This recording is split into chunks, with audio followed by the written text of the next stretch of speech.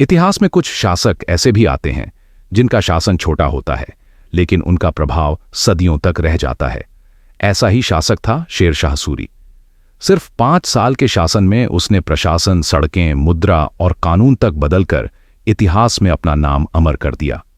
तो चलिए जानते हैं उनकी कहानी, जन्म से लेकर मृत्यु तक।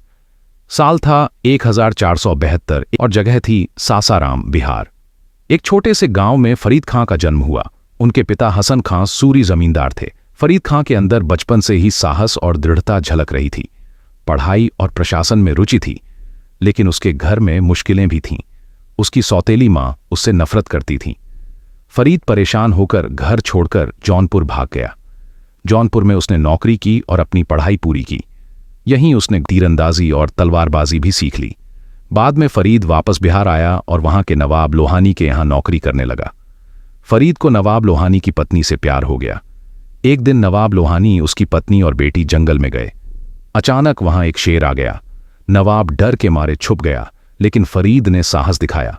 उसने तलवार से शेर की गर्दन काट दी और नवाब की पत्नी और बेटी को बचाया। इस वीरता को देखकर नवाब लोहानी ने उसे शेर शाह सूरी की उपाधि दी।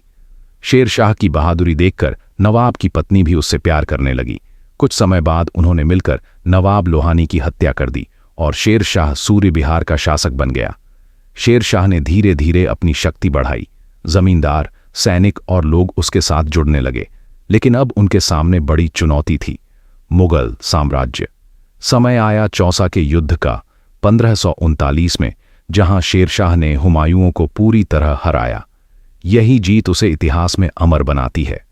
अगले ही साल 1540 में कन्नौज के युद्ध में शेर शाह ने हुमायूं को फिर से पराजित किया। सारा मुगल साम्राज्य भारत में खत्म हो गया। शेर शाह ने अपने शासन में कई सुधार किए। उसने जमीन की नापजोख कराई और फसल के अनुसार कर तय किया। उसने ग्रैंड ट्रंक रोड बनाई, जो बंगाल के सोनार गांव से लेकर सिंध तक जाती थी। सड़कों के किनारे सराय, कुएं और पेड़ लगवाए। कानून और व्यवस्था मजबूत की।